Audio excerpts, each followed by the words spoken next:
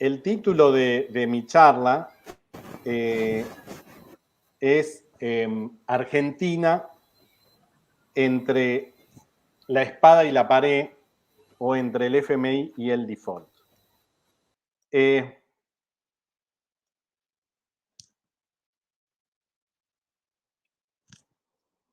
¿Cómo llegamos acá? Me parece importante discutir esto o plantear esto, de que fue Macri el que trajo el FMI a Argentina cuando se endeudó en 44.000 millones de dólares en el 2018 y 2019. Ese dinero lo usó para financiar la fuga de capitales y para pagar deuda pública insostenible.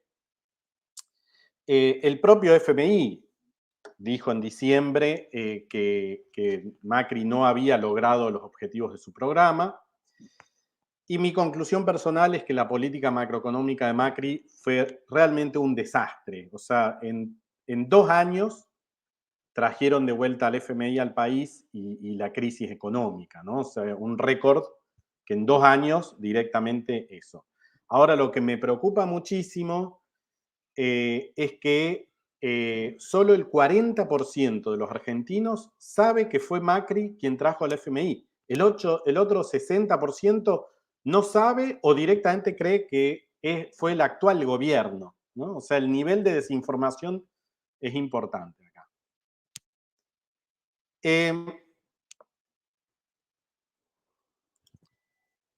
Entonces, ¿qué pasa acá? Acá hay ¿qué alternativas hay, digamos?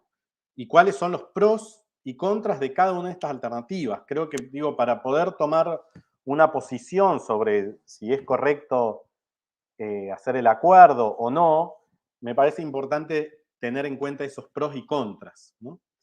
Y básicamente acá hay dos alternativas. Uno es entrar en default con el FMI y el Club de París. Como decía Horacio recién, ahora en marzo vencen 2.800 millones con el FMI y 2.000 millones con el Club de París, que es el club de todos estos países más ricos. Y ni que hablar lo que vence en el 2022 y en el 2023 y en el 2024. O sea, no hacer este acuerdo significa entrar en default con el FMI. La otra alternativa es hacer este acuerdo que está proponiendo el gobierno. Concretamente, este acuerdo implica endeudarse en 45.000 millones de dólares, que gran parte de esos dólares se van a usar justamente para repagar la deuda que contrajo Macri con el FMI.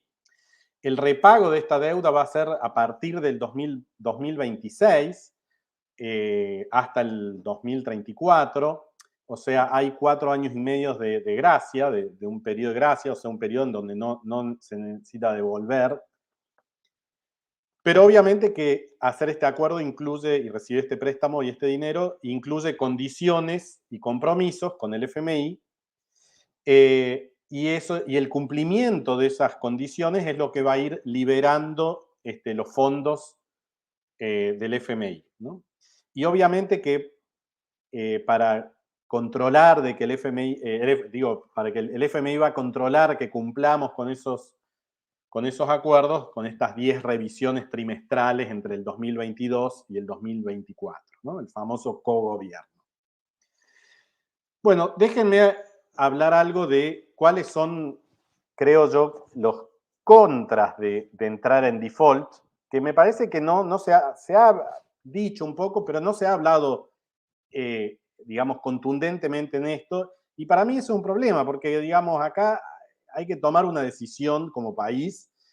Y para tomar buenas decisiones hay que tener buena información, hay que estar bien informado, hay que entender qué es lo que está pasando, ¿no es cierto? Acá entrar en default con el FMI implica que va a significar que va a haber una corrida cambiaria y bancaria, o sea, va a haber una crisis. ¿Qué significa esto? Bueno, una corrida cambiaria y bancaria significa que van a caer las reservas del Banco Central, o sea, el oro y los dólares que tiene el Banco Central, y eso lleva a que haya un riesgo de una devaluación fuerte y una espiralización de la inflación e incluso hiperinflación. Actualmente las reservas brutas del Banco Central son 37.000 millones de dólares. Pero las reservas netas, o sea, en realidad lo que dispone libremente el Banco Central, son solamente 2.470 millones. Acá en este gráfico vemos cómo han ido cayendo desde el 2021, han ido cayendo y hoy están en 2.400 millones. O sea, acá hay un tema de que lamentablemente estamos súper débiles como país, el Banco Central tiene muy pocas reservas y cualquier problema de corrida cambiaria y bancaria, justamente no, el Banco Central no tiene espalda para defender esa corrida cambiaria, por ende puede perder el control del tipo de cambio y cuando un país pierde el control del tipo de cambio, o sea, que haya una depreciación fuerte, entramos en una situación de aumento de la inflación, de espiralización de la inflación, que puede llegar hasta la hiperinflación. Y si bien yo estoy de acuerdo con que hay que investigar la deuda, el origen de la deuda, incluso, digamos, habría que llevarlo a un tribunal internacional, aunque dudo que sea favorable para nosotros, lamentablemente, porque lo tomó Macri a la deuda, que era, nos guste o no, a mí no me gusta, pero es un gobierno democráticamente electo, ¿no es cierto? Pero el punto fundamental, más allá de si llegaríamos a buen puerto o no con este juicio, es que el juicio por la deuda ilegal va a llevar tiempo. Y antes de que haya una resolución, vas a tener esta crisis. Entonces, este es uno de los temas. Y concretamente, ¿qué es la corrida bancaria? Bueno, el punto es que actualmente en el sistema financiero bancario argentino hay 15.000 millones de dólares que tenemos los argentinos en depósitos en dólares. Eh, y esos 15.000 millones de dólares, podrían ser retirados del sistema bancario argentino. O sea, esos dólares irían al colchón, ¿no? Es decir, que el Banco Central perdería esos 15.000 millones de dólares. Recuerden que tenemos 37.000 millones de dólares, pero si se van 15.000 millones, bueno, perdemos esos 15.000 millones. Fíjense lo que ya pasó cuando acá digamos, en el 2019 había unos 30.000 millones de dólares en depósitos y cayeron a 15.000, o sea que en poco tiempo acá hubo justamente, es la crisis de Macri, entre otras cosas. ¿Qué significó la crisis? Bueno, esta corrida bancaria en donde hubo este fuerte retiro de depósitos en dólares. ¿Qué significa la corrida cambiaria? Bueno, básicamente que todo aquel, obviamente que las grandes empresas y los individuos con mucho dinero son los principales responsables de esto, pero todo el mundo, como bien decía Horacio, ha habido 8 millones de argentinos que compraron, muchos muy poquito, pero bueno, son 8 millones, ¿no? Bueno, usarían esos pesos, los pesos que tienen, para comprar dólares. Bueno, como hay un cepo, sería, digamos, subiría el dólar paralelo, pero bueno, esto aumentaría la brecha cambiaria entre el dólar oficial y el paralelo, y se corre el riesgo, cuando esta brecha es muy grande, de que directamente el tipo de cambio oficial deje ser el tipo de cambio de referencia y el paralelo financiero o blue pase a ser el de referencia. Es decir, el que fija precios. O sea, los precios se fijan a partir de ahí. Entonces, ahí hay un riesgo de que haya una devaluación y eso se traduzca en inflación. Fíjense un solo detalle, como ahora que acá, digamos, esto es lo que pasaba a fines del 2021, que subió fuerte, y en enero, que subió fuerte el dólar paralelo, que llegó a 230 pesos por dólar, y ahora que empezó a quedar más claro de que sí iba a haber un acuerdo, ha bajado ese dólar paralelo, ese dólar financiero, y hoy está en 190, o sea que ha bajado 40 pesos en pocos días, digamos, ¿no? Bueno, si no hubiera acuerdo, lo que uno podría esperar es que esto siga subiendo muchísimo. Entonces, esto es el riesgo que hay. Y digo, para que veamos rápidamente que esto no es broma ni es algo deseable para el pueblo y para el cumplimiento de los derechos humanos, fíjense, ¿por qué Venezuela, por ejemplo, tiene y sufre o sufrió hiperinflación? Lo que pasó, digamos, estoy simplificando, pero a grandes rasgos, o sea, el aspecto más importante, lo que pasó fue que por allá por el 2014 y 2015 hubo una fuerte baja del precio del petróleo que pasó de $100 a $25 el barril. Y como sabemos, Venezuela, el 90-95% de sus exportaciones es petróleo. Fíjense cómo cayeron las exportaciones. O sea, Venezuela exportaba en el 2014 74.000 millones de dólares y en el 2015 pasó a exportar 36.800 millones de dólares, en el 2016 28.000 millones de dólares. Ni que hablar si a esto le agregamos de que encima Estados Unidos le puso le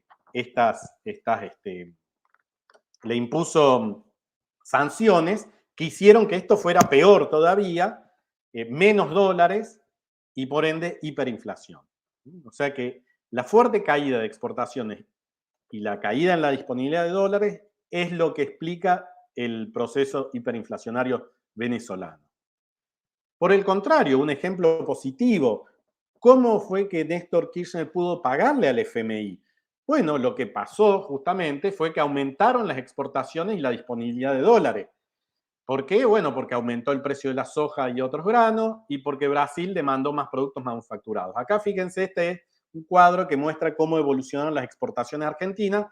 Esto es los 90, durante los 90 más o menos se mantuvo estable en unos 25.000 millones de dólares de exportación por año, pero por allá por el 2002, 2003, comienza esta fuerte suba de las exportaciones, por lo que decía antes, y en el 2006, que es cuando Néstor Kirchner le paga al FMI, las exportaciones ya habían subido a casi 50.000 millones de dólares, o sea que se habían duplicado las exportaciones. O sea, había muchos dólares en la economía argentina y por eso Néstor Kirchner le pudo pagar al FMI.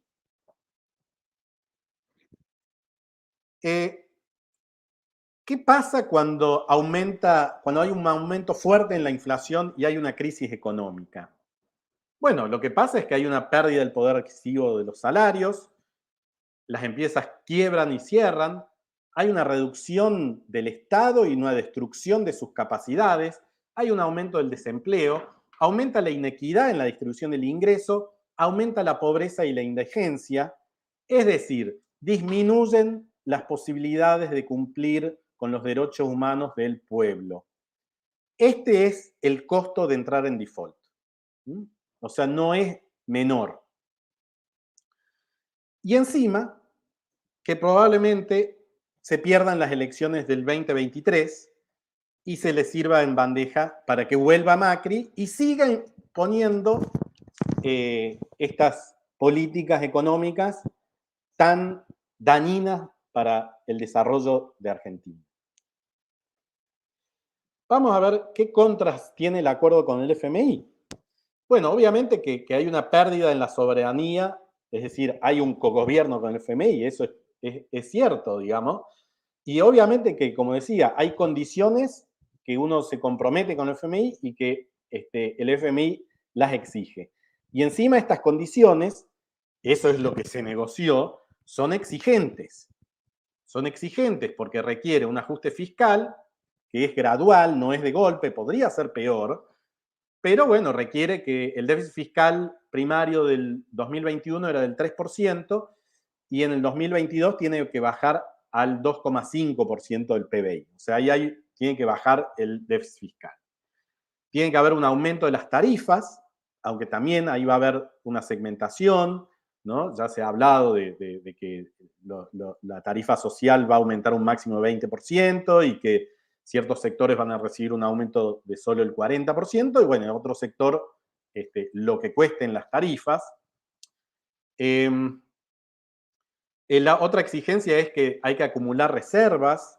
En el 2022 hay que acumular 5.800 millones de dólares de reserva. Esa no es tan exigente, esa condición para el 2022, pero sí va a ser muy exigente para el 2023 y 2024. Y después, otra condición también que puede ser problemática y exigente es que hay que disminuir el financiamiento del déficit fiscal vía el Banco Central a 1% del PBI en el 2022.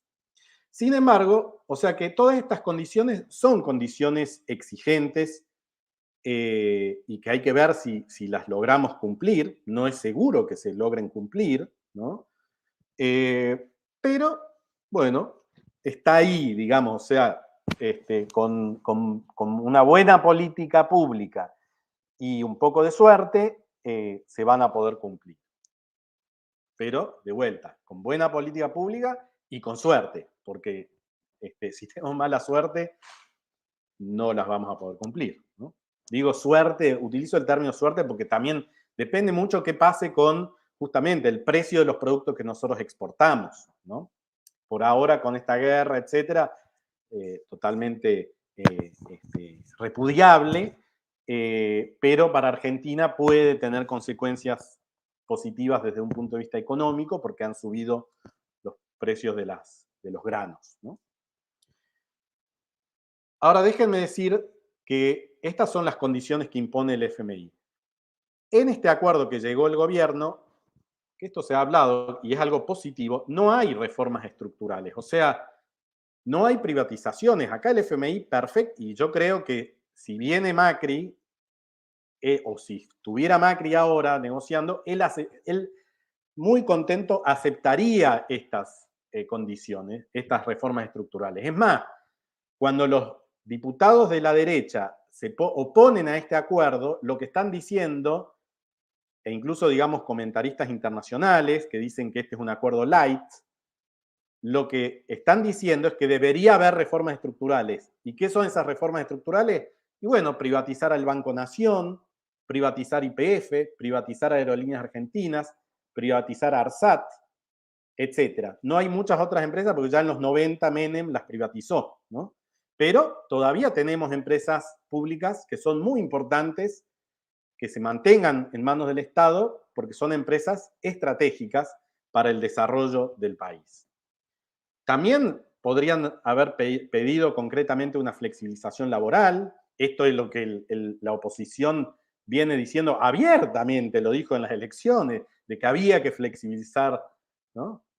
Y reformas jubilatorias y privatización del ANSES, o sea, que el ANSES vuelva a ser AFJP. Perfectamente lo podría haber exigido. Bueno, esto no está en el acuerdo.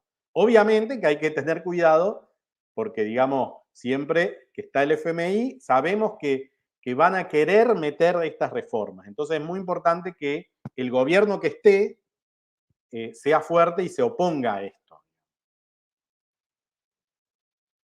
Entonces, y con esto yo concluyo, evaluando los pros y los contras. A mi entender, este acuerdo que se está proponiendo, si bien es exigente, pero yo creo que las consecuencias negativas, o sea, a ver, acá yo no estoy contento con el FMI, repudio el FMI, repudio las políticas neoliberales, el consenso de Washington, no es para nada mi posición. Ahora, mi análisis como economista digamos, y como académico, y pensando en qué es lo mejor para el país, o mejor dicho, qué es lo menos peor, porque ese es el problema. Como decía mi título, estamos entre la espada y la pared, o sea, estamos entre el FMI y el default. O sea, acá no hay ninguna opción buena, sino que acá es, ¿cuál es la opción menos peor? Bueno, yo creo que este acuerdo es menos peor que entrar en default.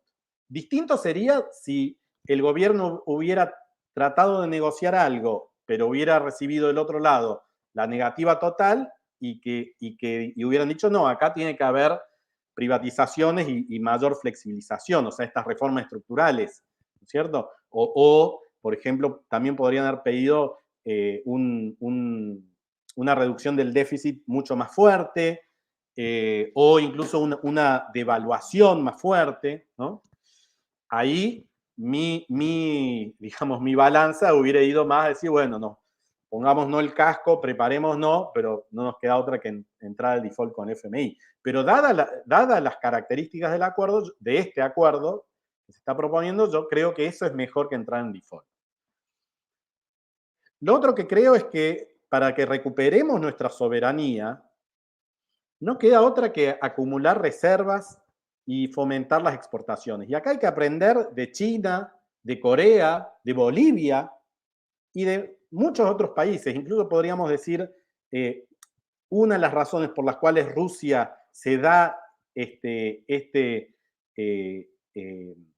se permite hacer esta guerra y nefasta, digamos, y digamos, y oponerse a gran parte del poder económico mundial y recibir estas sanciones, etcétera, es que justamente Rusia tiene muchísimas reservas, tiene un superávit comercial, o sea, exporta muchísimo más de lo que importa, y justamente lo que exporta es gas y petróleo a Europa, con lo cual en realidad los que están financiando la guerra en este momento es Europa, está financiándole las atrocidades que Rusia está haciendo en Ucrania y las atrocidades de las guerras, digamos, ¿no?